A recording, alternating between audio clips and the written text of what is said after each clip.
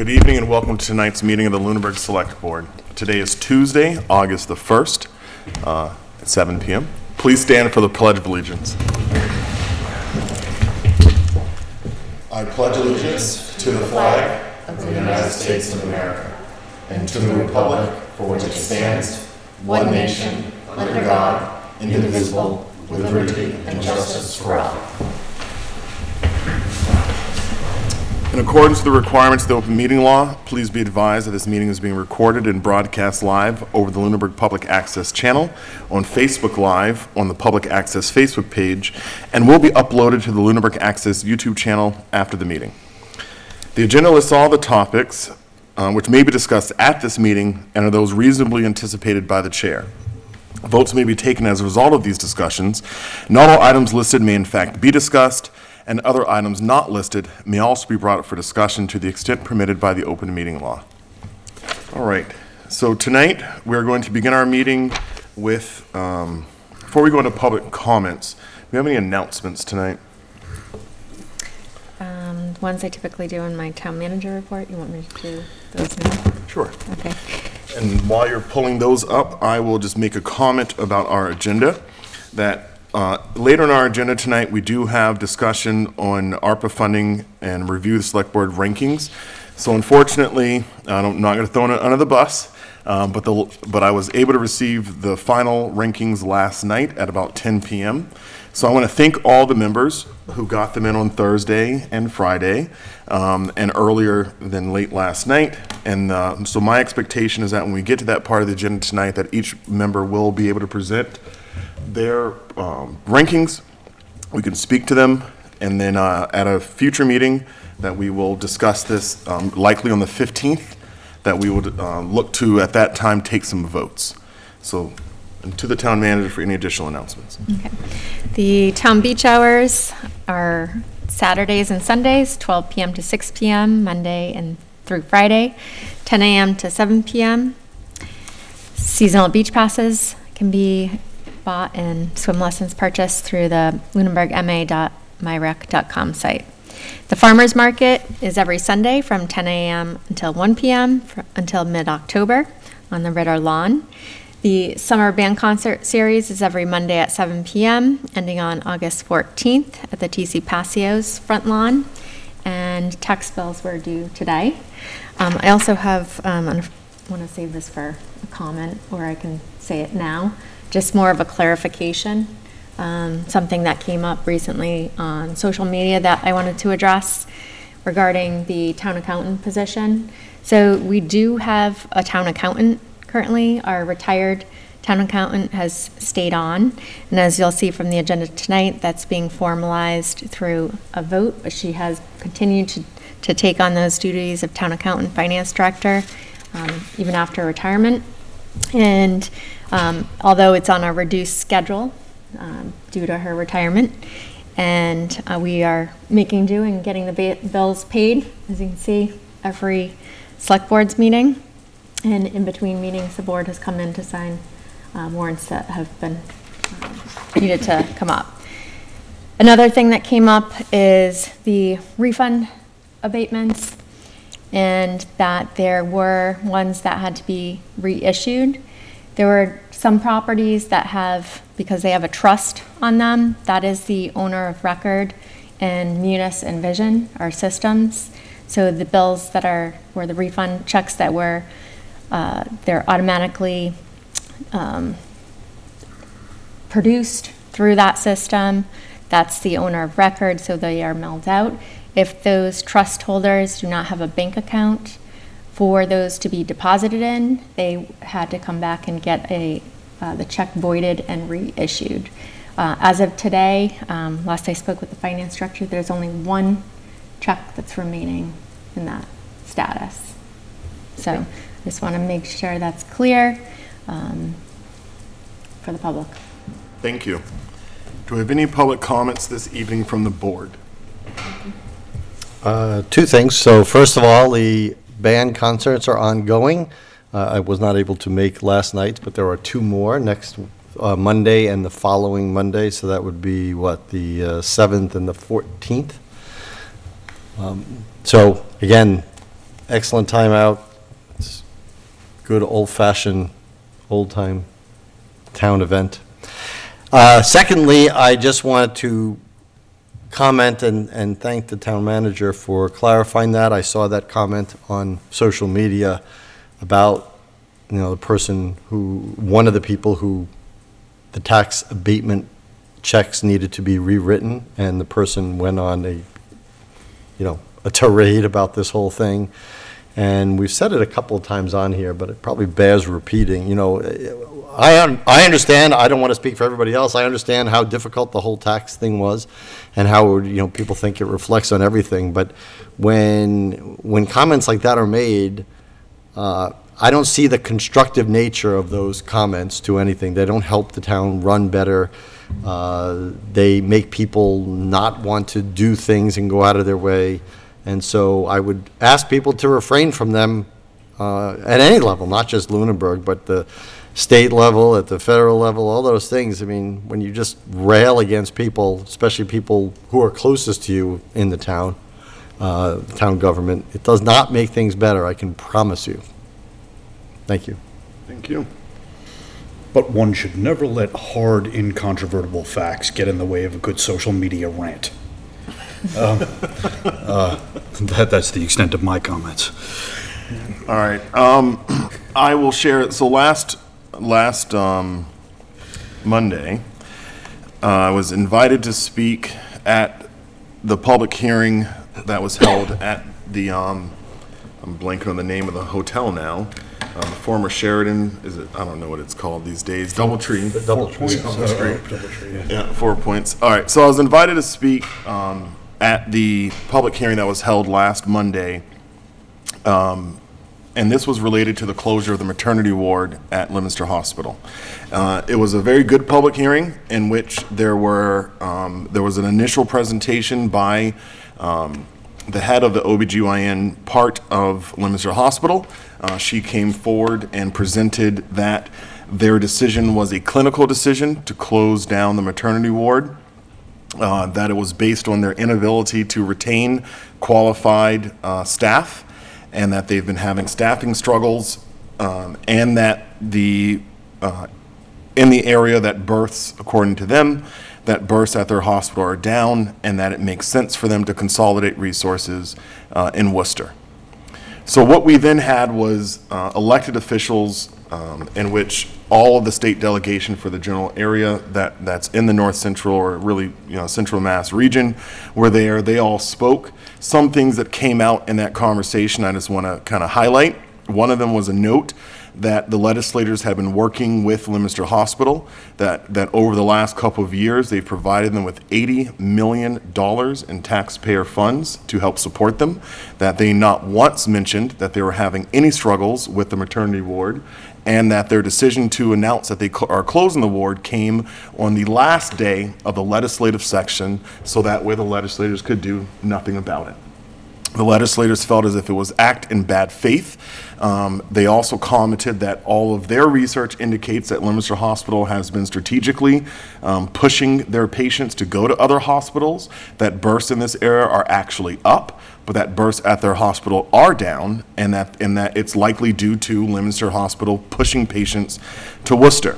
There was a lot of concern vocalized by the state delegation as it related to what's perceived as bad faith argument.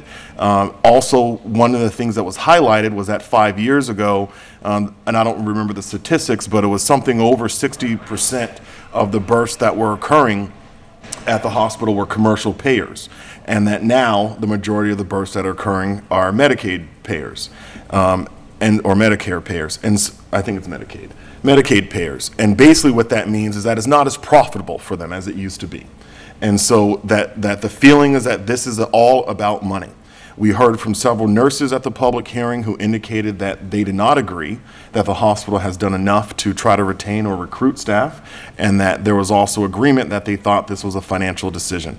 I spoke on behalf of our residents to indicate, what the impact of this will be, which is, removing a birthing center right now from the northernmost part of Lunenburg. I looked these numbers up. It's 14 minutes to get to Leominster Hospital. But if this change goes into effect, the next closest hospital would be, I think, Haywood. And regardless, it would be Haywood Hospital, Worcester Hospitals, or Emerson. The Worcester Hospitals are 39 minutes away from the northernmost part of Lunenburg. I think Emerson's about 37 with no traffic. We all know what that Concord Rotary looks like several times of the day. And Haywood was something about 34. So in my comments, I noted that, tripling the distance for our residents directly and negatively impacts the health of women and the unborn. I urged on behalf of our residents and this board for this action to be stopped, as well as every other representative or elected official that was there. And those sentiments were also echoed by the mayors of Fitchburg and Leominster.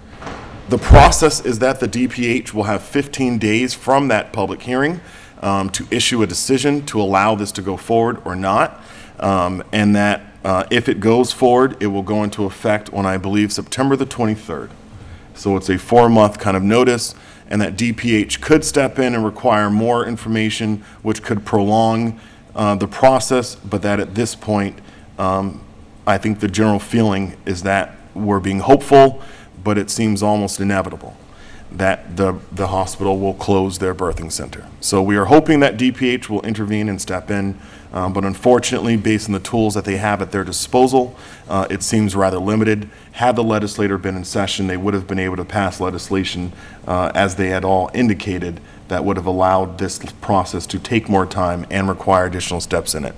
So it's a little bit shady on the part of Leominster Hospital, certainly something that's going to negatively impact the health of every woman in this region. I'm greatly concerned about how this is going to impact not just the families that are in our community, but also the businesses that employ those families, and how challenging it's going to be to retain young families, that are, people below the age of roughly 45, who are typically the ones that are having children, that it's going to be difficult for them to want to move to this part of Massachusetts if the closest center that can handle complications, challenges that come with birthing is, 40 minutes away. So we're hoping for a positive result there, and I will keep everyone posted. Thank you. All right, do we have any public comments this evening from the public? All right, seeing none. We're going to go to communications from other boards. We did receive a communication today, and I just want to pull it up so I make sure I have it correct. Communication came from the Conservation Commission, basically requesting to be put on the agenda for a future select board meeting. Their request, this came in the form of an email today. I'm not sure if it was added to the drive. So I'll just read the request. The request is, this is from Bob Pease. Mary Wilson and I request we put on the agenda for a future select board meeting for 3 topics. Announcement of an award for Mass Trails grant, request for the select board to authorize litigation related to an encroachment, and the discussion of the need for office support. And then I did invite them to be here this evening for communications from other boards. Neither are available, and so we will look to schedule this at an upcoming select board meeting. All right. Any other communications from other boards? No. No. All right. Okay. And so for appointments tonight, interviews, appointments, reappointments, and resignations. Let's hit the first one. So the first is an appointment to the Lunenburg 300th Anniversary Committee. This is an interview for appointment with Lois, and if Lois, if you wouldn't mind coming forward, stating your name and address, and what makes you interested in this role.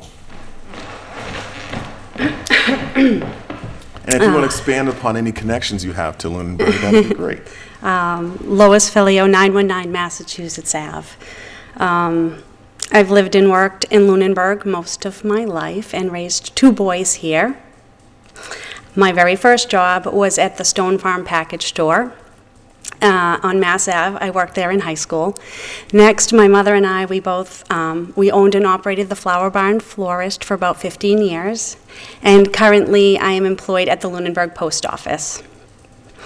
I would like to share a memory. of Lunenburg's 275th anniversary, where myself, my son, who was 5 at the time, my mom, some of my cousins, some of my former high school English teachers, Jen Nass and her studio of dancers, the town clerk, and many, many more folks all over town all participated in the production of Under the Buttonwood Tree. It was a fantastic experience. We made wonderful memories. Not only did we bring the history of Lunenburg to life on the stage, but it was a coming together of all kinds of people for a common purpose, which in my opinion embodies the spirit of what our anniversary should look like. And it would be an honor to serve on that committee, and I thank you for your consideration. Thank you, Lois. Do we have Any questions? or comments from the board for Lois this evening? I have no questions, just thank you for volunteering, and yeah, really appreciate it. You know when you see somebody and you see them in a certain context? So when I saw Lois in the audience, I was like, okay, I know the face, and I couldn't place it. And then I saw the thing at the post office, like, oh, of course. So it was very interesting. So anyway, thank you for sharing that memory. And we had kind of been new here. We had been here like 5 years or so when that 25th anniversary happened. And I can only imagine, and it made a big impact on my wife and I. I can only imagine what it was like growing up here and then celebrating it. So believe me, I wholeheartedly embrace your desire to want to serve on it. I will say, as an aside, Mr. Chair, that I know other members would like our kind of involvement in the first couple meetings because they're having a tough time kickstarting it. I've heard that from a few members. But I fully support Lois joining it and being part of that committee that steers that. Right. Thank you. Thank you very much for stepping up and volunteering for this. I generally support this too. I do have, we should have asked this of every single candidate because since we've placed members on this committee, it's come to my attention that some people have come onto it not fully understanding what the scope is or being not familiar with the charge. So you're the first victim in this regard, but I'm going to ask you if you have read the charge. No, I've heard many things, such as it's going to be a year-long sort of celebration, and it's going to be lots of things, a parade for one. I assume there will be some fundraising involved in getting the whole thing off the ground. I hope that they will be doing Under the Buttonwood Tree again. I heard there's going to be some sort of a scavenger hunt potentially, and many, many more things that I look forward to learning about. Okay, so if you would, I'm not hanging this thing up by any means, but definitely please, after the vote, please read that charge. Of course. It's published. And have you spoken to, it sounds like you have, spoken to current members of? Yes, Mr. Pete Lincoln. Oh, okay, good. All right. So he may have already. He filled me in a little, and the next meeting is in August, from what I understand. Okay. And just fill me in on, I remember the 275th very well, but the Buttonwood, is this the Buttonwood tree down on, off of 13? So there was a Buttonwood tree planted on the town common during the Revolutionary War. Yes. That became known as the Liberty Tree. Yes. And I do not believe the tree itself actually exists anymore, Oh, all right. but the play was named after it. Okay, I thought there was also There could be. Yeah, off of Buttonwood Ave. That's, yes, Yeah. the gentleman who planted the tree on the common also planted one at his home. Okay. on yeah, nothing Buttonwood is Ave. enormous. Yeah, it's like right near the Lunenburg Diner. Yes. Yeah, right there. Yes. It's like, it clearly looks big enough to have been around in 1776. Anyway, thank you, but, and I'm glad you've already spoken to Mr. Lincoln, and just read that charge, and, because people have been coming in with some wild misunderstandings of what the heck is going to be happening here, so, all right. Okay, I will, definitely. All right, thank you. You're It's welcome. good for us to have the opportunity to interact with you for more than a couple of seconds, because I don't usually come into the post office, as you know. And when I do, it's rare and brief, and I'm usually in and out. Of course. So it's good to see you, and it's also good to know a little bit more about your history here in town. Have you served, is this your first time serving on a town board? Yes, it is. Wow. Well, I will not get in the way of that. I'm really excited that you've come forward. It's always good to have residents, yourself, myself, who went through the school system here, and to be involved and engaged. I think it helps maintain in some aspects the culture that we all got growing up and helps prolong that and continue it. So I think it's always a great thing. Is there a motion to appoint? Move that we appoint Lois Filio to the Lunenburg 300th Anniversary Committee. Second. Any additional discussion? As many as are in favor of the motion, please say aye. Aye. Aye. Those opposed, no. And like all committees, it's nothing but unicorns and rainbows. I appreciate that. Thank you. So the motion passes, so there's a couple things you're gonna need to do, well, really one thing. So you're gonna have to go down to the town clerk during business hours and get sworn into the job. There's no expiration date, because the anniversary isn't until 2028, so this is a longer term of service. We're also gonna provide you, the office will provide you with our appointment policy. Please read through that. We've recently revised it, and it gives some pretty clear guidance on how to be successful on an appointed committee. And then also we'll provide you with the charge. It's also on the town website, and I encourage you to take some time to review that. Certainly. Thank you so much. All right. Thank you, everyone. Thank you. Good night. Okay. So next, we have appointments of election workers, term to begin September the 1st, 2023, and ending August 31st, 2024. I'm going to go ahead and make the motion. I move to appoint the following election workers for a term beginning September 1st, 2023, and ending August 31st, 2024. Glenn Reinhardt, Judith Halligan, Darlene Steele, Judy Haley, Susan Andrews, Joanne Bergeron, Jane Ranley, and Lorraine Rudd. Second. Any additional discussions? These are submitted by I see that they have Submitted. party delineation next to them. So they're submitted by the Town by the town clerk directly, okay. And they have to be equal Right. membership of parties, right? Right. Okay. And of those names, let's see, we have, looks like 4 Democrats and 4 Republicans.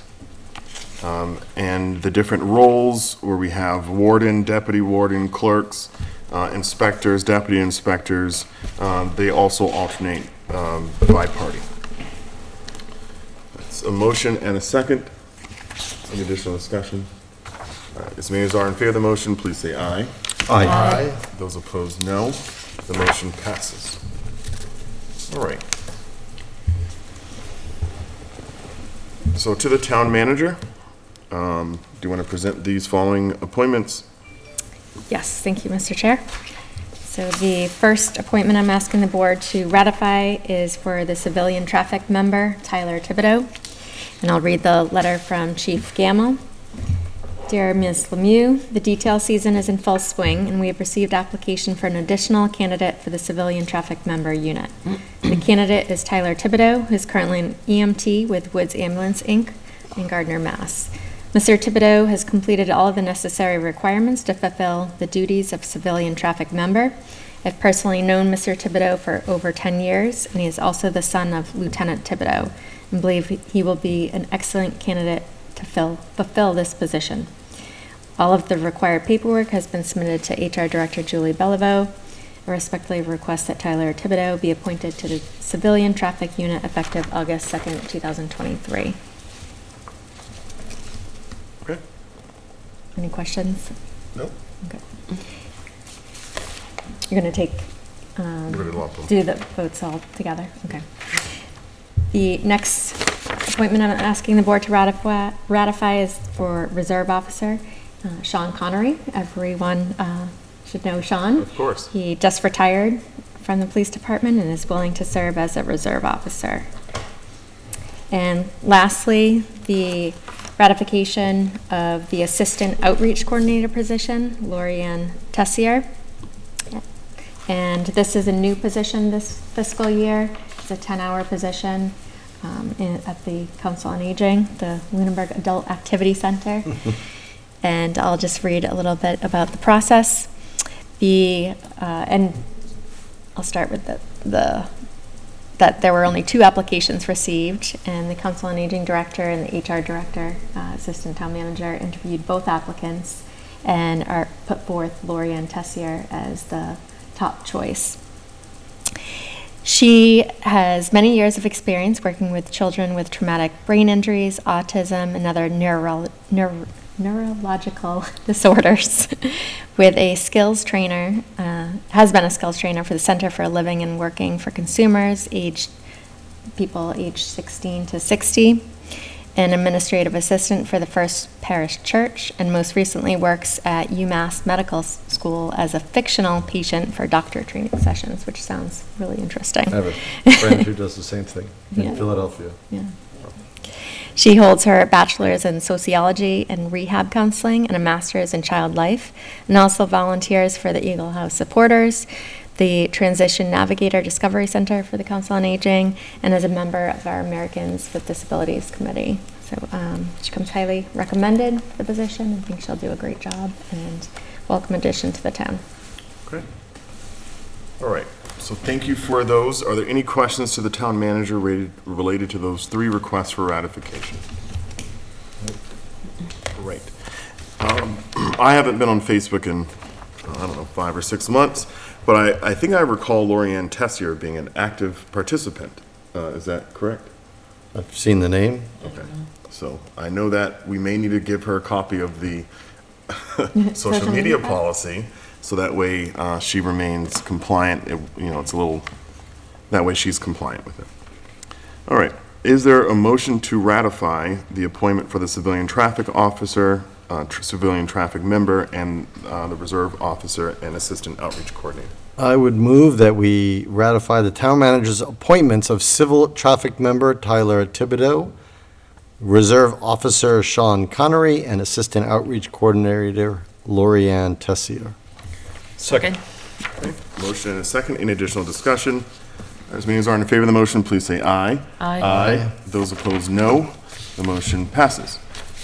All right, and then we have a correction on the term for Monty Tech's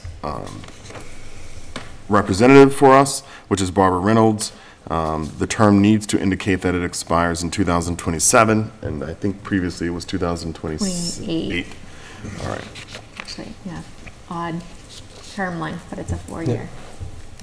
Okay. Well, I would move that we vote to correct the term to expire on June 30th, 2027, the Montechusett Regional School Representative appointment Barbara Reynolds, as read. Second. Okay, any additional discussion?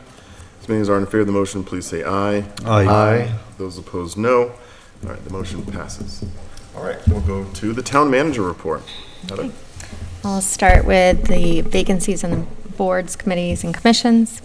There is 1 vacancy in the Architectural Preservation District Commission, 2 vacancies on the Finance Committee, 1 regular member and 1 associate vacancy on the Green Communities Committee, 1 member-at-large vacancy on the Open Space Committee, and 1 vacancy on the Personnel Committee. Anyone interested in serving in any of these roles can visit the town website and complete the volunteer application and submit it to the Select Board's office. And if you have any questions on these opportunities, you can contact the Select Board's office at 978-582-4130, extension 144. The following is a list of current employment opportunities with the town, and I'll go back for a second. We did receive a resignation from the Adult Activity Center. The administrative assistant, Amanda Keck, has resigned. Oh, wow. She's leaving to go work for the Council on Aging in Fitchburg, her hometown. So quite a loss for the town. Amanda's been here for a number of years.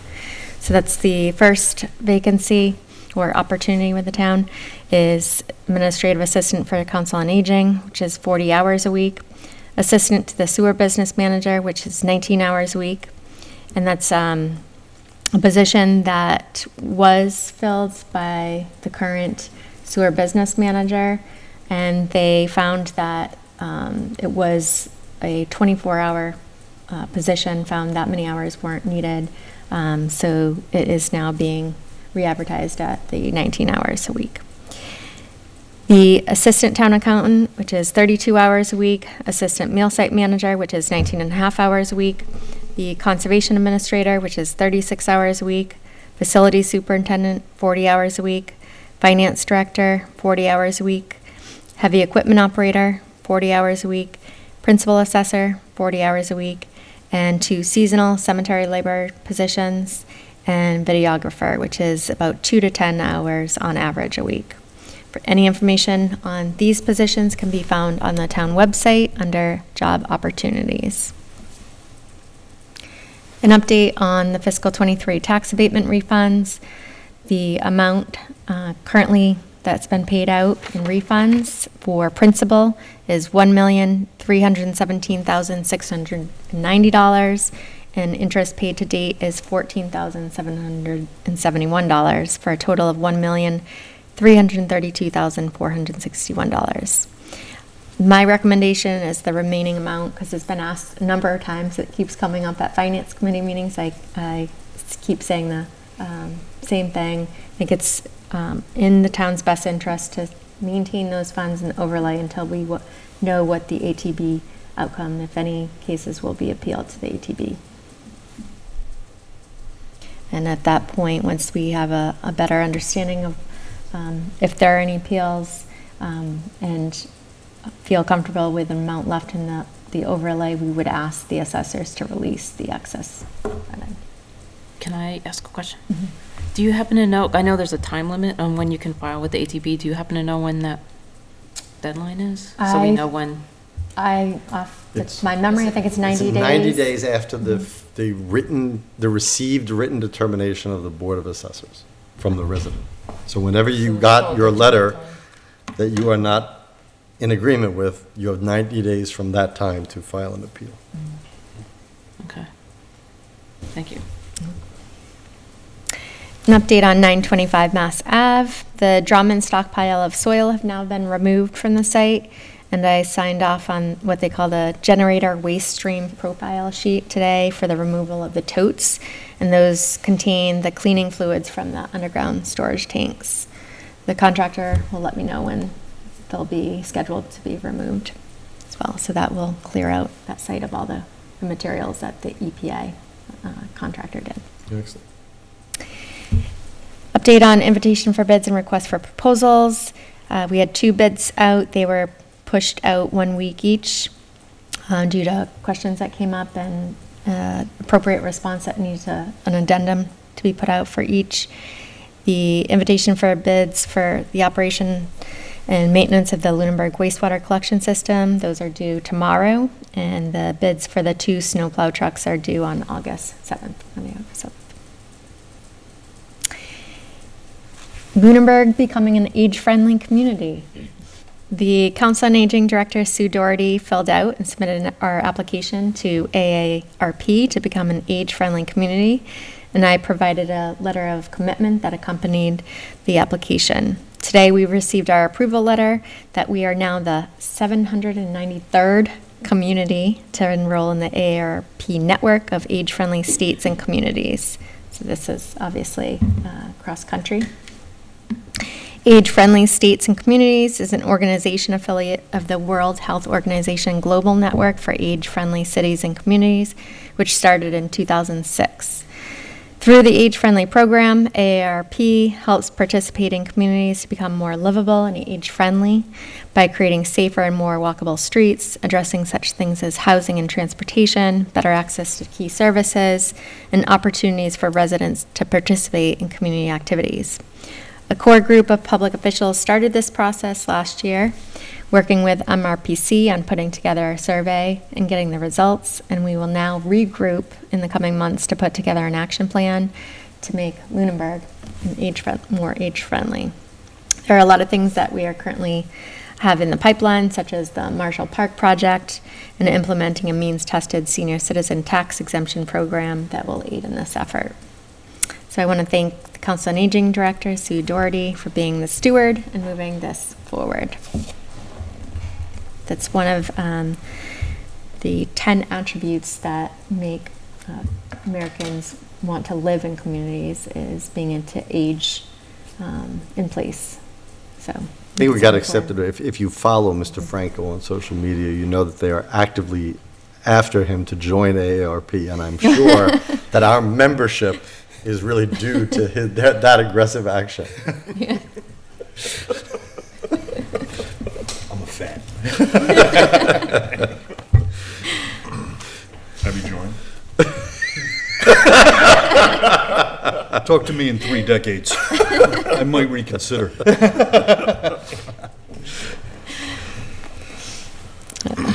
this next section, I want to start trying to highlight different things from staff and employees for departments that are ongoing, just to call out attention to.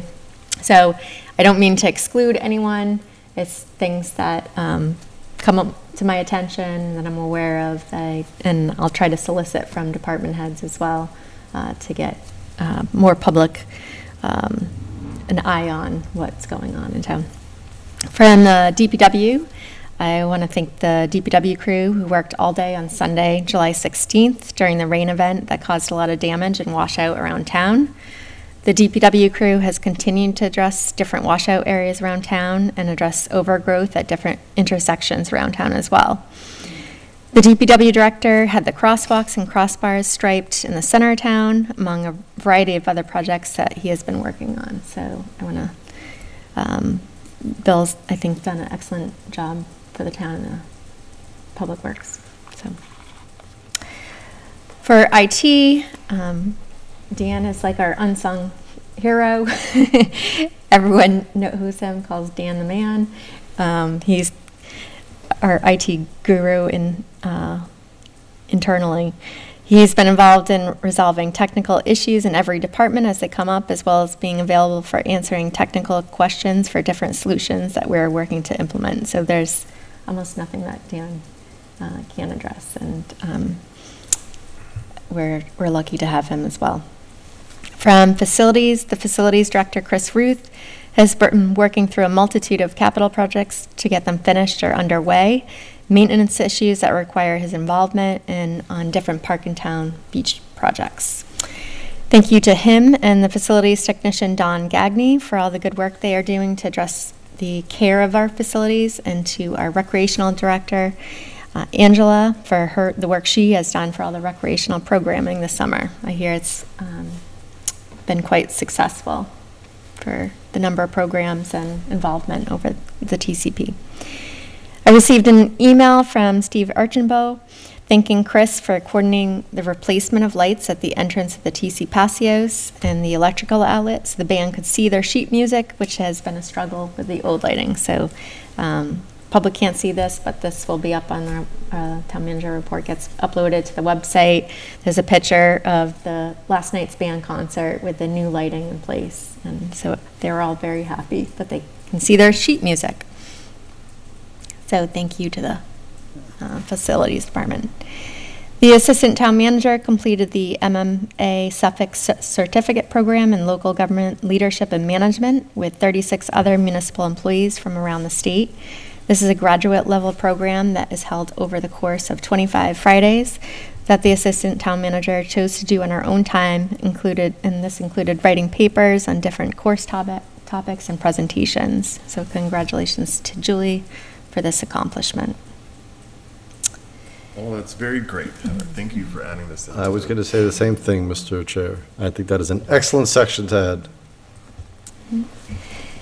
And lastly, the LED streetlight conversion and follow-on warranty and maintenance services bid. We received 3 bids. One of the bids was rejected, and the town awarded the project to Pine Ridge Technologies. The contract was sent to Pine Ridge today, and the expected start date is no later than September 1st and should be completed by September 22nd. The installation costs will be $23,055 for the estimated 358 lights, and they will have the maintenance contract for the system for a 3-year period. All right. Well, thank you, Heather, for that excellent town manager's report today. Do we have any questions or comments from the board? Okay. Thank you. And then next in our agenda is discussion on ARPA funding, as we noted earlier in the meeting, and then review select board rankings for project requests. So as we noted, votes will not be taken as part of this discussion tonight. So what I think is a good form is so the select board, what we did was we looked at the requests that we have. Members then prioritize what remains uncommitted. So I'll ask tonight for members to present to briefly present their rankings in terms of what's uncommitted, kind of going in order of what their 1 through 5 or whatever is. So going through their rankings, and then separately to briefly give some rationale or explanation for them. Tonight, we're not looking to kind of defend or persuade. This is mostly a presentation of where we're at. When it gets down to this end of the table, I will start by presenting Caesar's rankings, and I will read a statement that he provided for me to read related to his justifications, and then I will present my own. So we'll start, Selectman Imke, with you. Okay, so let me pull up, because I actually saved, here it is, them in order, so it's a little easier to see. In the interest of time, do you want me to maybe focus on the top 10 or something, or go through all? Yeah, your top, if you have 10, but yeah, your top, whatever. So I base my prioritization pretty much on, or big factor was impact to biggest population in town, as well as being ready to go now. So it could initiate whatever the project was being, or purpose that was requested. So I think maybe, yeah, so the top 10-ish, I have the sewer manhole repairs, because I think everyone, or at least nearly everyone, drives on 2A. Then I also have PFAS master plan and public education, because again, that impacts a big portion of the town, if not the whole town, especially with PFAS public education. I would look that it doesn't just focus on drinking water, but just a broader PFAS education. Then moving on to maybe some other things, I also have the exterior envelope for the library, a placeholder with a TBD amount for the drainage issue at Flat Hill Road and Page Street, the sidewalks request from the school. That one, I did have a comment. I have it a little lower maybe than I would like, only because I want to make sure that it's not dependent on obtaining any easements or clearance, from the properties that are going to have the sidewalks put in. So it's just to make sure that's all the I's are dotted and T's are crossed, and they're ready to proceed. I also have the architect and engineering costs for the municipal building plan.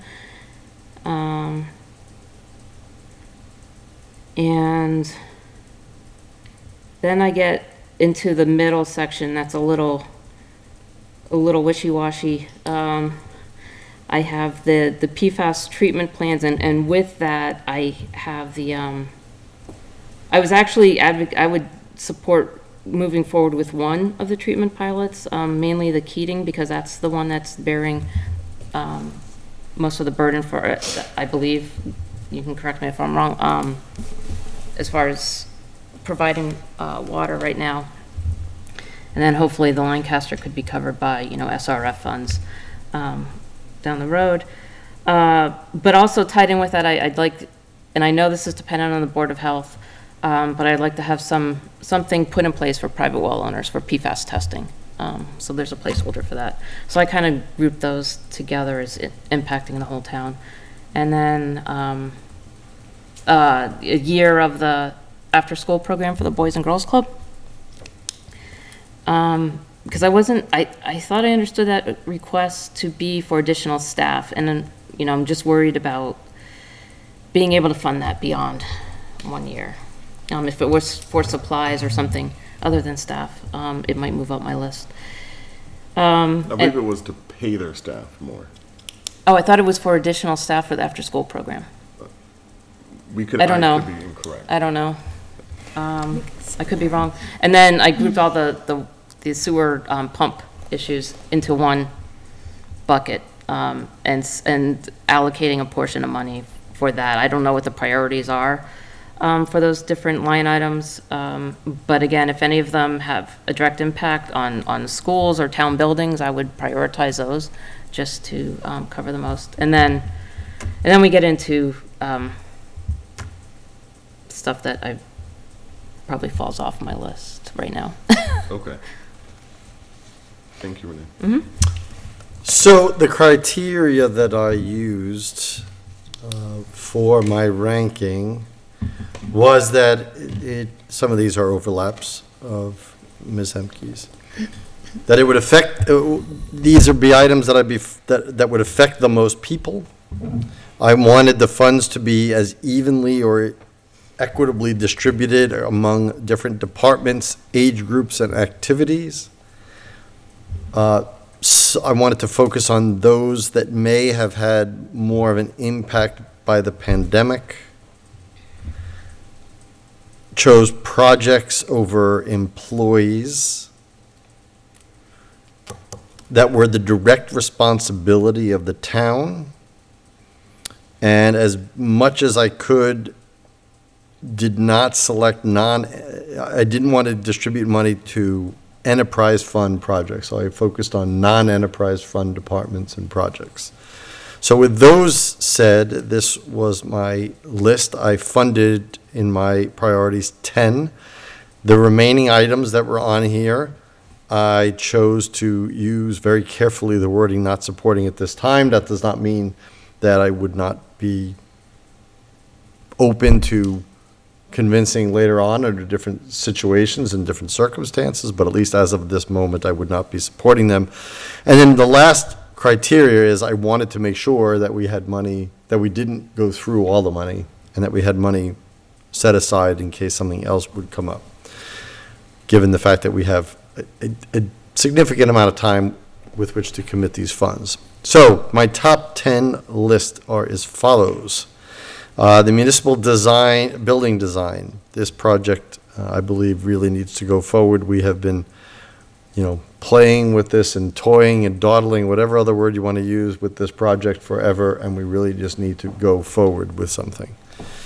I think that the report that came out of the potential design that you presented and the committee presented is a good one, and I think we should support it. Number 2 would be the manhole cover repairs, because it is a safety issue that affects everybody. Because even today, as I was driving, people are dodging in and out of the manhole covers. It's not a good situation.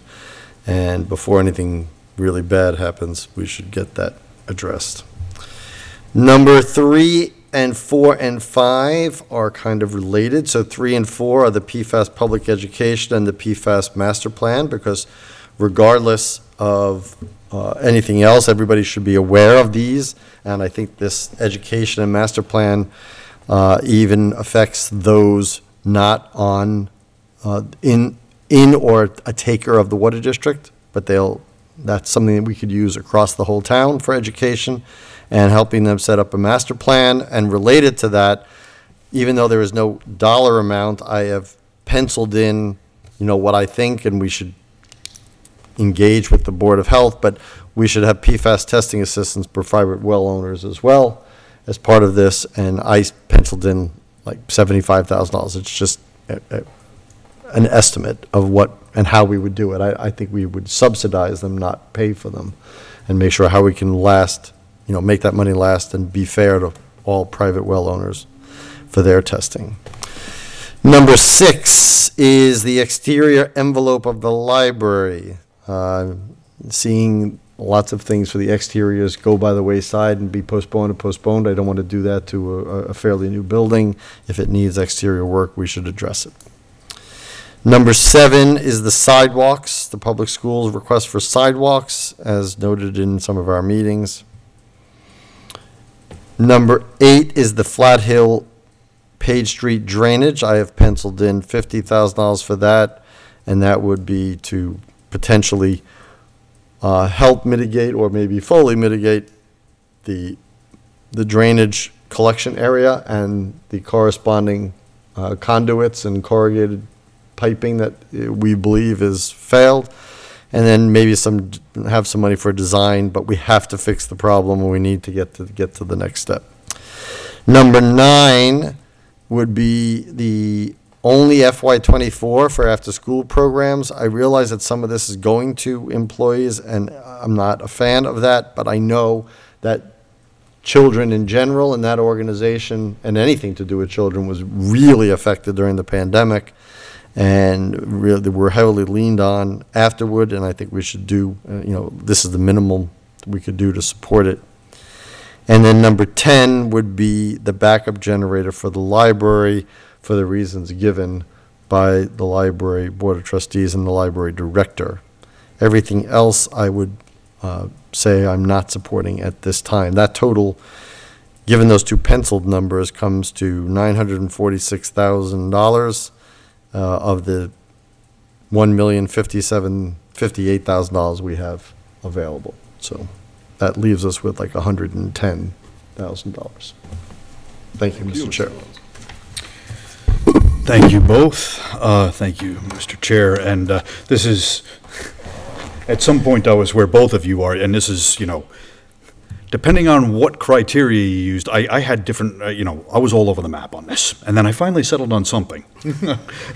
Right? Because depending on how you did the assignment, what was number 1 before became number 6. But so, generally speaking, yes, I agree with both of the previous speakers on what would have the maximum reach, potential maximum reach to the most people. Also, anything that was relatively short money that, could be non-controversial, I put up there too. And then also public safety things I considered. So, and I'll get to where, so I left about $206,000 in reserve. I did $851,000 is what I did allocate, because I could anticipate further discussions around. It's not that all of these things are important, and so my ranking may not look. Don't necessarily assume that because I put something number 1 that it is the most important thing. It's the thing that I think is the easiest for me to fund, not necessarily that it's the most important. So I know that there are going to be discussions around the PFAS assistance for private well owners, so I didn't put anything there yet, but still leaving money in reserve for that discussion. Municipal design, I left money in reserve as well, so I didn't assign a dollar amount to that at this moment. And then there was that. The drainage, the Flat Hill drainage. Did I mention? No, Flat Hill drainage. I thought your 50 number is higher than I was thinking. I was initially thinking of the basin clean out, which was somewhere around 10, I thought that they were saying. So that's kind of what I had in mind for keeping money in reserve for that. So with all that, this is what I came up with. I grouped the library requests just as a single request, but I prioritized it because of the building envelope. I for the reasons Mr. Alonso said, maintenance, an ounce of maintenance is worth a pound of cure, or prevention is worth a pound of cure, so I don't want to see that degrade. So I did put that at the top of the list because it's a building maintenance issue. With that, I did the 60 for the envelope. The teen room I also thought was important, but not to the extent of 150 grand. I threw in a number of 120. I think we want to create as many incentives as possible to get kids using the library. So I do think that's important, and the library indicated that that was their number one priority on this request. I would say that it's the building envelope, but they said that that was their highest priority. And again, on the easy to fund because it's relatively short money, it may sound ridiculous. I certainly wouldn't have put this as a high priority or ranked it number one, but I included it went along the ride for number one was the Memorial Garden. So 190 for the library is what I came up with. I then went to the sidewalks. I think that's a safety issue. And so that was a pretty high priority for me and, for the full amount requested. Boys and Girls Club, I put as third and put down the full amount for that request. The BIF, the regional BIF, I know that some support it, some don't here. I had originally been very skeptical of it and was, it sounded like I was going to be a zero the night we got the presentation. Then I went to the Economic Development Committee and I got pretty convinced by their arguments. And I wound up, just splitting the difference and putting in 25 grand for it. Because we can fund it to less than the amount requested. Water District, I full funded the PFAS education, again with, I agree with Renee and I think Mr. Alonso, that there should be broad treatment of the education, and to the extent possible, get private well education in there, just education that affects everybody who consumes water, which is everybody. The master plan, I thought was important. So those two things, and then with regard to the PFAS treatment pilots, I went for 200. It's just a question of there not being, we don't have as much pie as we wish we had. So total for that request, I went 285 instead of 485. The sewer, similar rationale to, I think Mr. Alonso at least, the manholes, except that I didn't do it for 200, I did it for 150. So I think that's everything. So my rankings came out 1 through 6 because I didn't specifically itemize, count the sub requests of the library or others as specific individual requests. I grouped them in an envelope. So that is where I came about. And, it's not that all of these things are not important. It's not that any of them isn't important. They're all important. So the fact that I put the water district and the sewer as 5th and 6th is not an indication that I don't think those things are important. I think they're very important. But they're also enterprises. And I did leave $206,000 in reserve. And I kind of put them at the bottom because if we need to chip away at something, they've got the biggest requests. Unfortunately, that is where I probably wind up borrowing money from to, do things like the municipal design funding and things like that. Okay. All right. I will present Caesar's rankings. So Caesar categorized, similar to you and I, by category and then identified some amounts. Caesar's number 1 was Boys and Girls Club for $100,000 full amount requested. His number 2 was the Water District. Full amount requested for PFAS public education, which is $35,000, for the PFAS master plan, which is $50,000, and $200,000 for the PFAS treatment pilots, for a total of $285,000. His number 3 was the request from the schools for the sidewalks. His number 4 was the request from the library. Underneath that, he identified the full amount for the teen room, $150,000, the Memorial Garden, $10,000, and the exterior envelope, $60,000.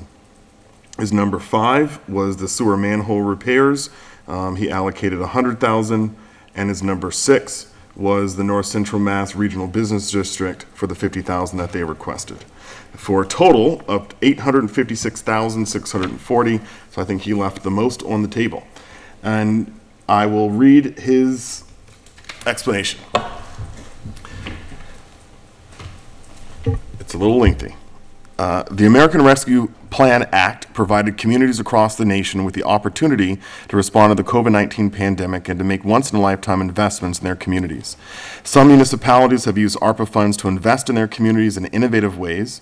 Utilizing ARPA funds, Anchorage, Alaska created vocational training and workforce housing projects, which combine housing units and vocational training programs in one facility for homeless populations, particularly homeless youths. Dallas, Texas created the After School All-Stars program, a comprehensive cost-free youth development program for 650 students to improve academic underperformance and social economic health. Indianapolis created an arts and culture partnership which provided local artists with paid opportunities to improve the public spaces in downtown Indianapolis and surrounding communities that residents were separated from during the pandemic. I'm excited by the opportunity we have here in Lunenburg to make needed investments in our community with the ARPA funding we've received as well. My first priority, again, I'm reading for Caesar, my first priority for ARPA funding is the request to support the Boys and Girls Club after-school program.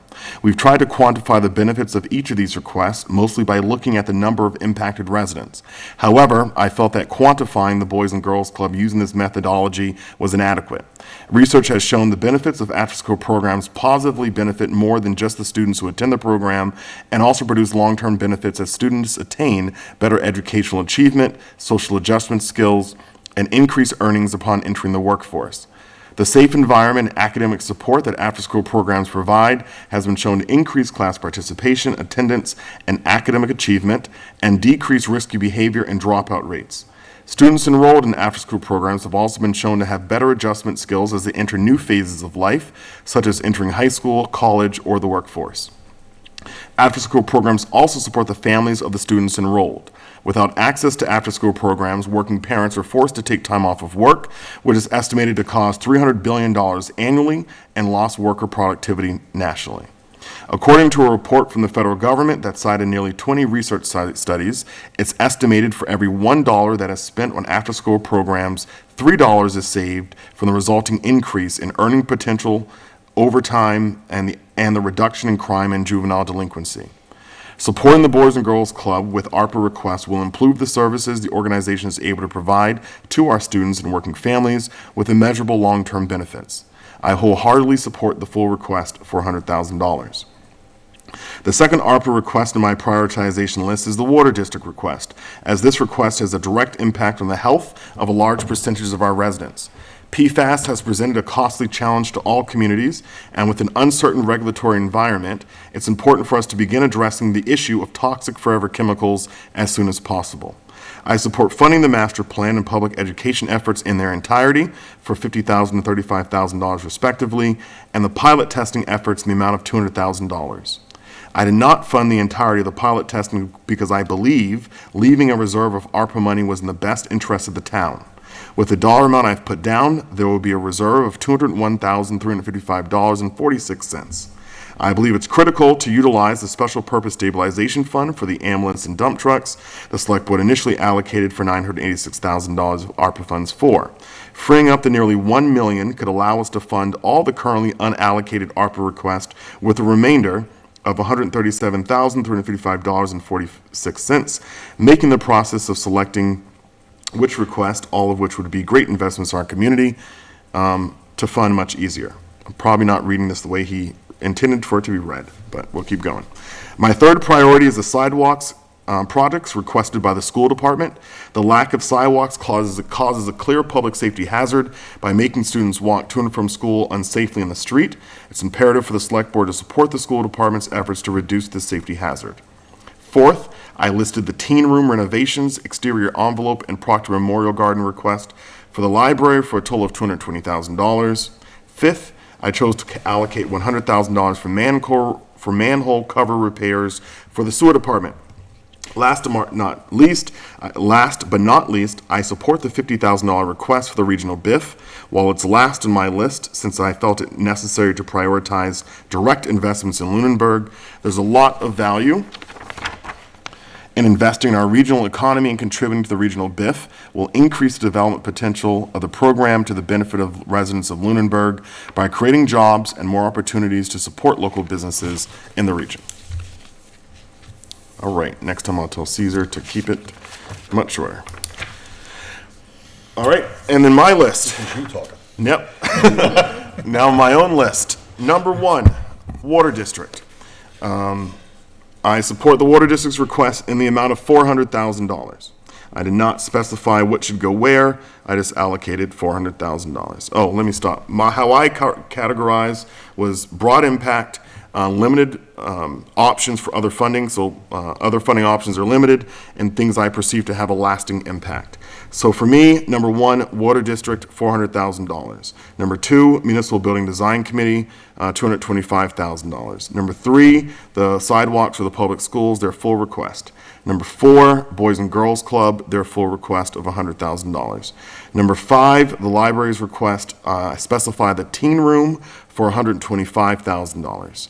And number 6, Flat Hill Drainage Project for, as a select board option, I would allocate $25,000 to that at this time. Number 7 was the BIF, and that brought the total to $925,000. I also indicated a number 8, which would have been the sewer manhole repairs, for a lesser amount, though as decided by the board. All right. So it sounds as if there are some clear commonalities in what the board is recommending to support. I think we're going to, based on my review of what had already come in, several things are kind of averaging out, because I think that on some things, members are on opposite ends, and so we are kind of averaging, quite a few things are averaging out in the middle somewhere. But I think that, again, what we will do is we'll focus on our meeting on the 15th for us to come and discuss these priorities in a different, robustly. By that time, we will have a compilation that takes everyone's rankings and puts them into kind of the common ranking for all of us, and that should help guide where we're going to land. All right. Any additional discussion, questions? I have questions. Yes. Just one. I thought the project for PFAS, we were going to invite the Board of Health into for that discussion before any decisions were made on that. Okay. So That was my understanding. let's extend an Our invitation to the discussions. Board of Health. Okay. I did reach out to, because there were some questions that came up along the way, such as cost. So I reached out to Jim Graffey, who works for the Board of Health through Neshoba Associated Boards of Health. The cost is $400 per test. The administrative assistant for the Board of Health tried to ascertain, and working with the water district, on how many private wells there are in town. I think it was approximately 1,800 private wells in town. So if you do the math, that's your whole total for tonight's discussion. Jim had a lot of good questions. I think that would have to be sorted out in the process. So is this a voluntary testing program? What happens if it does come back with exceeding the levels? Then the Board of Health is required to mandate that the treatment equipment is installed, which is quite expensive to treat the water. Does that mean, if I may, does that mean, so we're currently under a don't ask, don't tell? Because this has worked out so beautifully in the past, the don't ask, don't tell. So if you don't know that it's bad, you don't have to do anything. But if you find out it's bad, You have to do because you want to know what you're feeding your family, then you have to fix it. I think there's It's like, I don't know what level of Dante's insanity that is, substituting insanity for hell, but that makes no sense. I think it makes sense, Tom. It makes sense that as long as I don't know, and you put your head in the sand, you're okay. Because I may want to know, but if it comes back that, yeah, it's bad, but now I have to spend, I don't know how much a treatment plant for a private well is. I know the testing is $400. I think it makes sense from the lens of if the regulatory agency facilitates the process by which the wells are tested, and then they become aware through that process of an issue, that they then have to act. And so that does make a lot of sense to me. And so the question then would be, if the goal is to give residents the ability to test their wells blind to the Board of Health, then that seems to be really what the request is, that we give people the ability to test their wells, but that we don't also notify the Board of Health of the results, because what the Board of Health clearly is indicating is that if they're aware, they can't let you continue to use that well unless you remediate it, and there's no money for that. Right. So I get what you're saying though, which is it's kind of asinine in a certain way of like you're trying to help people become aware, but in that process, you could very well be screwing them over. Right. If they don't Well, have the if that's funds. the case, then I'd be for not putting this under the Board of Health, and we'll just have a separate fund that if we want to help subsidize tests, we put X amount of money, and we want to fund X percentage, so it'll be a shared expense. We're not going to cover the whole thing, $400, but if we want to cover a third of it, a quarter of it, a half of it, I don't know, we can discuss the money. But I don't want to get people in a financial position because they may want to know what the levels of PFAS in their own private well are. That's why I think it's important to engage the Board of Health in this discussion. But didn't the Board of Health just tell us that if they find Those are out? questions that came up in the process. So if they're, like, who's going to be administering these tests? Is this being reported? Is this mandatory, voluntary? The administration piece, I think is a whole nother thing separate issue that I've said from the very beginning of ARPA discussions is, as we're all well aware, we already have staffing problems to put on a program that we'd have to added tasks for administration of. I foresee an issue with, there's limited staff in the Board of Health office. There's one assistant, and Mr. Gruffy is there 2 days a week for the town. So, but I think there are a number of questions that have to be fleshed out in this, the unintended consequences that could happen. Okay, fair enough. So let's try to get that meeting scheduled then, so that way we can have that conversation, because I think the last thing anyone wants is to try to help a resident have awareness of an issue that could be affecting their health, and in the process, obligate them to have to now stop using a well, get it remediated, and come up with exorbitant costs that they may not have.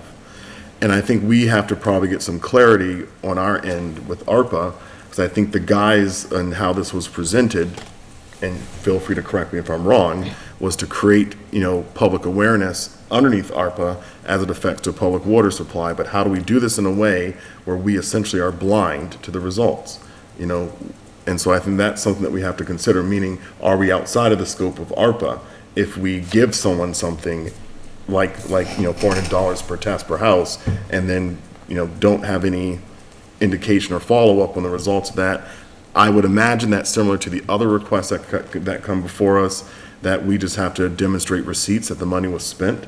But I think that may be an area that we want to clarify. Are there any other obligations if we use this funding source for that? In other words, can we just give them this test without having to report it to the Board of Health and those results? Well, the question is, can they report it to the town that's not the Board of Health, so that we can collect data at least, and be participating in a broader study that some other, local, state or federal agency is engaged in, to at least know the extent of it in private wells? That would be helpful too. I just don't want to penalize somebody because they want to know, are these elements in the water?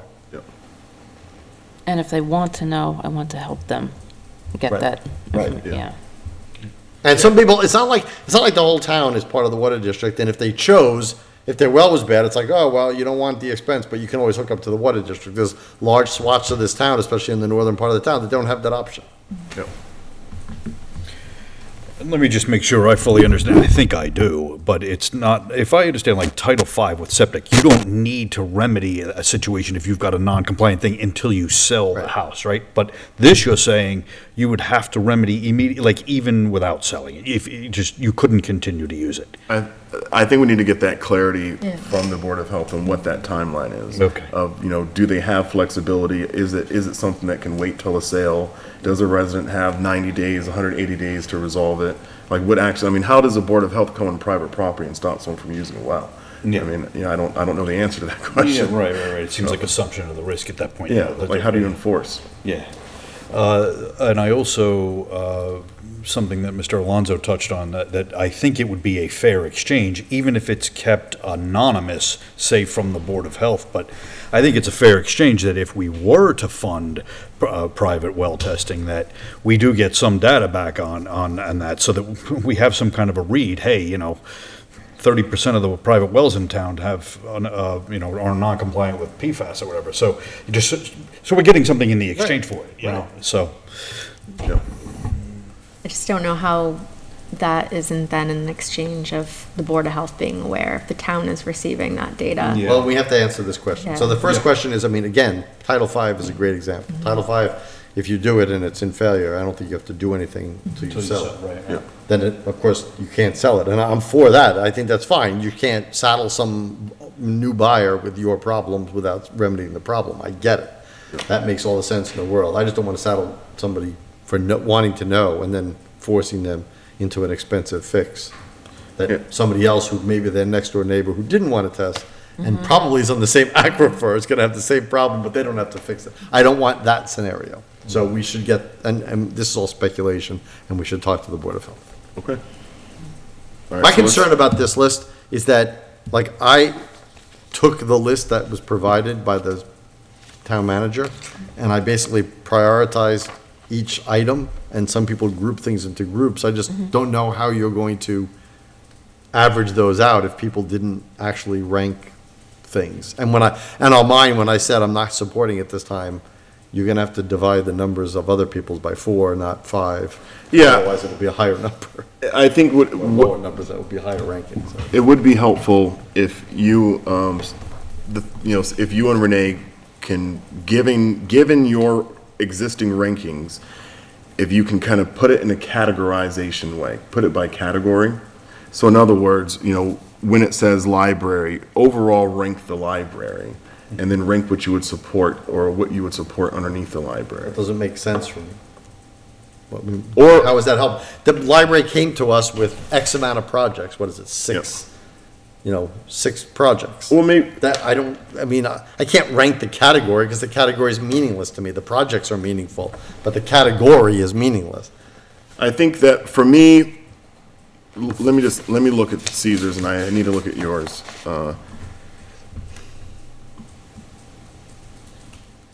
I think Caesar won't have a hard time doing it, I wouldn't imagine, because there's only one area that he has split costs in that he didn't fully fund. I won't have an issue doing it because I only funded one thing from those areas anyway. So for me, it's pretty straightforward. Well, there you go. And then I'll have to double check with you, Lou, on what you sent me and how that looks. But I think we can go with keeping you guys' rankings then as is, and I think we can modify on our end, because it looks like I'm kind of already there, and Caesar's mostly there, and Lou's kind of there too. Well, yeah, let me just clarify too. I mean, like, because I treated the library holistically, you're saying now break them out, because I funded 3 things Yep. in the library.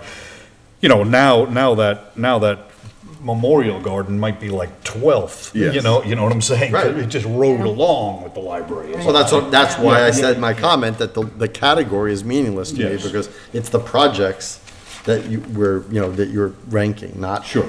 I didn't, going into this, it wasn't we ran into the problem after, it wasn't necessarily clear. We all went in with the freedom to do sort of a customized methodology, so now I can customize this. I can refine this. All right, so I'm already there. Like I said, Caesar can make a minor modification on his, and then we will be there. So I don't think we need any changes then from the two of you at the end. I think it was an excellent discussion to hear what everybody's presentation was, too. That was excellent. And it was actually, like, in some qualitative way, actually pulled some common threads out, like you did too. Like, I can see we're gonna land on some things that are roughly equally ranked, Yeah. so. Yep, and I didn't make this comment, but I will now, some things that I did not note as, specific funding amounts, I'm not necessarily opposed to them, but I think that it's just at this time, as you said, Mr. Lonzo, I don't have them prioritized, but I'm not necessarily opposed to them. I don't think, the only thing I'm not in favor of is the sewer pump stations for 300,000, which none of us prioritized, so that doesn't seem to have made it anyway. And that was the only thing that I was like, yeah, I'm a pretty hard no on that. But everything else, I think I have an open attitude towards. I'm hesitant with PFAS testing of private wells, but I'm not a no. Yeah, another consideration too, if I may, I put notes in here, like, for example, the backup generator in the library, that's a $100,000 hit. I did not include that in something I funded because I thought it was premature because it might be eligible for green communities. So, what do I do with that if it's not eligible? Because there is no alternative source of funding. That's a pretty big nut that completely shuffles Yep. the dollars again. So Yeah. we need that 986 back. That's what we need. We do. We do. So that way we can support more folks. All right. So we will plan, because next week we will have a 3-member board, so we will plan, although we'll talk about that in a second. And so we will plan to have this discussion on the 15th. All right. I know that we have a status update from the town manager, but we'll come back to you in a second, Heather. Let's go to Select Board Representative for Stormwater Task Force. So do we have anyone that would like to be our representative on the Stormwater Task Force? So what does that involve? I don't even think, they're not really a Get rid of task force stormwater. anymore, are they? No, it's following the state guidelines. Green. Oh, yeah, I'm gonna. It's following state guidelines and making sure we're implementing policies and projects and procedures to be compliant with state mandates. But I'm thinking a lot more practically, like, are there meetings? Yeah. When? Because Oh, what is it? I thought you said, okay. On I don't know when they are. Thursday Evenings. evenings. They only meet when it I'm limited rains. to evenings, yeah. Thursday evenings, I think they're generally once a month. They receive updates from our consultant on occasion, who does all our annual reporting and field work. We have a number of tasks that are associated with each year of the MS4 permit, so the consultant does the majority of that. The task force also has talked about looking at the feasibility of doing a stormwater utility. So that's a component that group has taken on as well. Outreach is another component. Don't you go to these meetings? No. No. That's why we need to pick someone. Adam Yeah. Burning goes to them, Yep. and Bill Bernard. So I can do it. How many does that mean for you now, Renee? I don't have that in front of me. Good question. School committee, Americans with Disabilities. Which means like once a year. Yeah, is that everything? I think that might be it. Do we have the list in the drive? We do, going back a couple meetings, but I think you have one more thing, Renee. You should be able to search Do I? in the drive too. Yeah. We're gonna look right now. There we go. Is that the one that's updated? No, that's 2021. Nope, it's gotta be named something else. Committee assignments. I think that's what it was titled.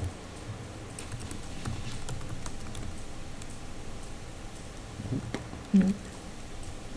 All right, well, we're gonna go ahead and Heather's gonna Those look two that written up. down. Is there?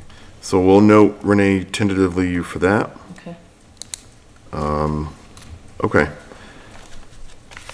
Right now, as we look at, I'm skipping ahead, way ahead, as we look at our upcoming meeting schedule, so for our agenda for the 8th, we don't have anything on the agenda for next week because of it being the expectation is that 2 members won't be here, so we're keeping it kind of just regular administrative functions, and we don't have any regular administrative functions planned for next week. in terms of, not having any major conversations or discussions. So we can plan to cancel the meeting, and this is a question for the board, or we can keep it on the agenda in the event that between now and Thursday, something comes up and we need to react to it. I'm always up for, we'll wait till Thursday. Okay? I mean, I'm not against, why preemptively do it if there's the outside chance? But if on Thursday by noon, we say, you know what, nothing's going to come up, then we should just cancel it. All right. And if nothing else, I think it would be a perfect week for the board to have a cookout or something, All right, so I will send a communication on Thursday afternoon to the board members to indicate if we are going to end up meeting on the 8th. But at this time, as I indicated, we don't have anything on that agenda. Okay, let me come back up. Nope, you're not ready yet. All right, let's do approval of minutes. We have minutes for April 4th, 11th, and April 25th. Have members had the opportunity to review these minutes, and if so, is there a motion to approve? I have not gotten through the 25th, so I am prepared on the 4th and the 11th. Okay, So make the motion, Lou. Okay. Go ahead. So I move to approve the minutes for the meetings of April 4th and April 11th as presented. Second. any additional discussion? All right, as many as are in favor, please say aye. Aye. Aye. Those opposed, no. Any abstentions? I abstain. Okay. All right. So we can't do the 25th tonight, and I wasn't here anyway, so we're going to need to figure out how to do that. Oh, Yeah, I wasn't at that meeting. that's a, That's okay, we can come back to it. Yeah, we can Okay. come back in another meeting, but yeah. yeah, well, Well, someone can look at the, watch the meeting. I can watch. You don't have to, again, Yeah, we you we don't have can to vote stay, on it. right. We traditionally don't if you weren't there, but if the people who were there are no longer on the board, Yeah. and you, Mr. Chair, were out, so then we're going to have to get a third person. Yep, So so we'll have. we'll to- strong arm, one of, either Lou or one of the two new members to vote for it. All right, so we'll come back to the 25th, 4th, and 11th is approved. You ready? I'm ready. All right, we're going to go to the town manager to give an update on the capital plan projects from fiscal year '24 and prior. Heather? Okay. So we can start with the fiscal '05 to fiscal '21 projects. So do you just want me to highlight the changes since the last time I gave an Please. update? Okay. The chimney repair project that goes along with a project in a future year with the town hall building envelope with the roof. So those are funds that we still have available from fiscal 2014 for the chimney repair. That's going to be tied into the phase project for the town hall for the roof and chimneys project. So that will be advertised in the near future. The carport reconfiguration project, the architect completed the drawings, and the draft bid package was sent to the assistant town manager to review. And those are updates on since last time. For fiscal '22 projects, a majority of these projects are complete with the exception of the two Ritter projects, the ADA ramp construction project, the Ritter envelope project, which I just mentioned, town hall. So both the Ritter projects were reviewed and drawings done for the windows and the ramp by an architect, because our previous architect retired. And that, a new submission was put into the APDC, a certificate to alter, and one question came up, so the facilities director was addressing that question, so a hearing should be scheduled shortly on that. Once, they have to deem the application complete. The Flat Hill Culvert Construction Project, the board is aware that we're working on those easements. So that construction won't be until fall of 2024, based on that timeline. And the town hall repair project, the $59,975, that we're going to be looking at doing that in phases. So that vertex year for those items 2, 3, 5, and 6 were the roof, some window sealants, and a couple windows in the basement, essentially. So a majority of that cost should be in the roof portion of the project. And this question came up at the finance committee.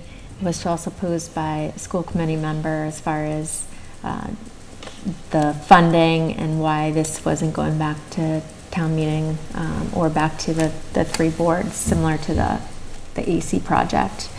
My response is the scope of this project hasn't changed. We're still doing the roof. We're not suggesting doing anything differently than was suggested to town meeting. It's just we're doing it in phases with a goal of hopefully getting better cost estimates for the project and doing the work. Our capital budget policy also addresses funding. If there's not sufficient funding within the capital article, we look to the operational budget to supplement the cost of the project. And if there's not sufficient funding there, then we would go back to town meeting for additional funding. So that would be the end result if we find, once we go out to bid and get costs in for the roof and the chimney work, that if we are not going to have sufficient funding, then we would bring it back to town meeting. Okay. And the carpet project, the architect completed those drawings and that information on the carpet, and that draft bid is being sent to the assistant town manager shortly. For fiscal 23 updates, the Page Street Culvert construction project was awarded to Powell, and there will be a remainder of funds. There was a transfer to the two-way radio system of $7,070 from the Page Street Culvert project to cover a deficit for a transmitter, and that would complete that project. We found that there's more than sufficient funds in the Page Street Culvert project. The public safety building engineering design for drainage, the facilities director determined it's not a drainage issue that's causing the condensation in the public safety building training room. It's more the AC is short cycling out, so he's working on a solution for that system. It's the way the system was designed, that building. Another, looking for what I haven't provided updates, the canine replacement. That canine was purchased in June and will be deployed by this fall. That's the chief expects that to happen this fall. And at some point, the canine will be circulated for everyone to meet. He's very adorable dog. Who's the new canine officer? Is Officer Wagner. Okay. The 2 cruisers, both the Ford Interceptor and the F-150 have been received, and mostly there's the F-150 still has some remaining invoices to be paid, so that amount may not be available fully, and the Interceptor that needs to be fully upfitted. That's not complete as well, so there will probably be leftover funds though in that line as well. The town hall repairs, that specifications need to be drawn up for that project. The Flat Hill Road drainage study, that's an ongoing topic that will be on the September 12th agenda, the follow-up. Yes. The, let's see, the 1-ton dump truck with plow was delivered in July. So that's in receipt and in our possession, and was the title was being brought to the registry today, actually. The, what do we have left? The old primary school, that amount will be fully available. We did not need to touch that capital line at all. That project is complete. We had 100,000 that we received from the state for an earmark, and the article that was for the demolition and the architectural work or design work related to that fully covered the cost of that project, and actually there'll be an amount remaining of that article as well. That's great. That will be money that will be able to be reappropriated at a future town meeting. Yeah, hopefully for that site. Yes. And the generator for the senior center, the assistant town manager has that draft bid, and that's currently being reviewed. And like I said, the AC for the classrooms right now is, that project is on hold. Okay, I think it's probably too soon to talk about this fiscal year since it just started. Okay. We're only a month in, unless there's something you want to highlight. Let's see. Everything is done. I looked at it. Yes. I'm like, Well it's done. kind of too soon, right? Well, too soon, rescue yeah. one was ordered, considering that part of the original capital request that was ordered back in March. No updates at this time. The school projects, they're preparing drawings, and we're looking for a fall public bid. The 2 plow trucks, we're currently out to bid, due next week. The radio system, public safety radio system, the fire chief is going to be working with the radio system vendor on specifications. And the DPW director he got 2 quotes out of 3 for the half-ton 4-wheel drive crew cab. And the parks for the Whalum Lake and Marshall Pond treatment vendor was secured for the work, and they're working on the permitting process for that. So there are updates on most of them. Yeah, well, so things are in motion, getting started early. That's excellent, and good stuff to hear. Any questions to the town manager related to that update on the capital projects? Nope. All right. Did we find that master list of our appointments? Wasn't complete. I don't. All right, we'll come back to that, but for now, Renee, you're interested in supporting that? Sure. Okay. I think we should strike while the iron is hot and say yes to Renee being on the stormwater task Yeah, force let's do before it. she goes home and considers it again. Renee, congratulations. I just want to express that to you. Not feeling good right now. I feel like I'm being set up. No. All right. Thank you to the town manager. Any other questions or comments to the town manager related to the capital plan? All right. Can you remind me, do we normally take, I'm looking at current business, do we normally take a motion to commit for the water, or do we just sign it? I would, make a motion. Okay. So for our first quarter water commitment, as a reminder, the town has a water district, which is run by which is treated as a separate municipality. It's what provides the majority of residents who have town water with water. And separately, the town proper, this municipality, has a small water department. And so every quarter, we commit the amounts that we charge in the water department. And so this quarter, it's $10,375.83. We have very limited customers in the water department. And the water department's also run by the select board. Mr. Chair, I would make a motion that we approve the FY24 first quarter water commitment in the amount of $10,375.83. Second. Any additional discussion? As many as are in favor of the motion, please say aye. Aye. Those opposed, no.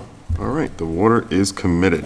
So I will be passing this down for signature. We have all the bills below if anyone wants to see them and where these addresses are and how much money it is. Okay? Let's just keep cranking through, excuse me, yep, this is the other page for the water commitment. Okay. So 2 documents related to the water commitment. We have a warrant. Thank you for, yeah, teachers coming back. All right, we have a payroll deductions warrant. That's right, payroll. We have a payroll deductions warrant in the amount of $832,672.08. We have our payroll warrant. This will go up in September in the amount of $756,257.36. And we have an accounts payable warrant in the amount of $412,439.15. All right, any action items this evening? Hearing none. Any committee reports this evening? I will be setting up our first meeting for the capital planning committee for later this month. The date is undetermined yet, but it will be the first meeting to kick off the capital planning season. Okay. Is everyone on it? Or do we need to meet to select people for it? Oh, no, that's all by the different committees, and so finance committee, school committee, everybody has, planning board. Yeah, we have, everybody is fully stocked. fully staffed, Is yes. that you? Okay. Yes. You signed twice. What was that? Oh, I didn't matter? realize that one of these went around. I had signed it earlier late last week, so just crossed Is it that, out. okay. Okay. All right. Any other committee reports? All right, so we are planning to meet, that's our agenda. We do have an executive session, but, so that is, our next meeting is scheduled for August the 8th, as noted. We will make a decision on Thursday afternoon if that meeting will occur. We will be meeting on August the 15th and August the 22nd. Do we have any public comments this evening from the town manager? None, thank you. Any from the public? Any from the board? All right. I move to enter into executive session and to re-enter open session after exiting executive session pursuant to Mass General Law, Chapter 30, Section 21, Paragraph 2, to discuss contract negotiations with non-union personnel. Second. We're going to do a roll call vote on this. Selectman Imke. Aye. Selectman Alonso. Aye. Selectman Franco. Aye. And an aye for myself, Selectman Jeffries. All right, so I want to thank everyone for tuning in with us this evening and for watching or coming in person. And again, we will be seeing you hopefully next week, if not, on the 15th and again on the 22nd. Have a wonderful evening. But we are coming, To come you said you were back. going to come back Re-enter open session. to open session, right? Yeah. Oh, I did say that, didn't I? Yes. So we'll see. So all of that still holds, it's So just let's going hold to off be on that delayed. one. All right, so we're going to go into executive session. We will come back to open session, so we're going to be in pause here for however long that takes. So to the booth, if you can take us off air.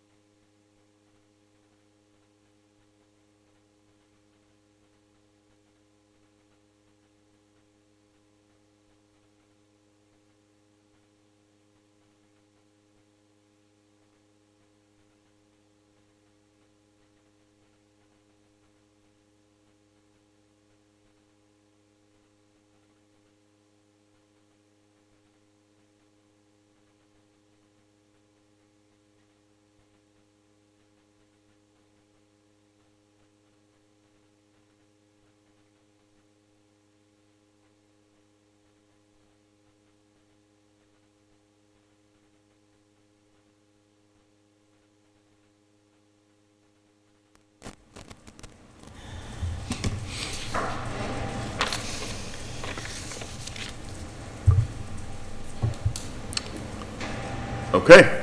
Is Zoom unmuted? Nope. Now All there. right, there we go. We are back in regular session, so we're just going to announce that we just appointed an interim finance director, town accountant, which is Karen Brochu, who, as many people know, has served the town very well, but who went into retirement at the end of June, and who is going to remain on with us in a consultant-type capacity to support the town with its needs for the time until we are able to permanently hire a replacement, and even then, Ms. Brochu will remain with us to conduct training and bring that new person up to speed. So we want to thank Karen for her many years of service and her continued willingness to serve the town and the residents of Lunenburg. Here, here. Okay. And with that, is there a motion to adjourn? So moved. Second. Any additional discussion? All right, as many as are in favor of the motion, please say aye. Aye. Those opposed, no. All right, the time is now 8:52 PM, and we are adjourned. To those at home, we will see you here, same time, same place, next week, or the week after. Have a wonderful evening.